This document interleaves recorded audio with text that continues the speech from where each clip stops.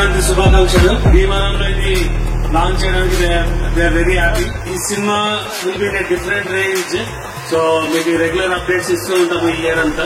ఈ సినిమా మీకంటే ఎక్కువగా హీరో గారు మీకు ఆయన్ని ఎలా చూడాలనుకుంటున్నారు అలా చూపించదలుచుకున్నారు.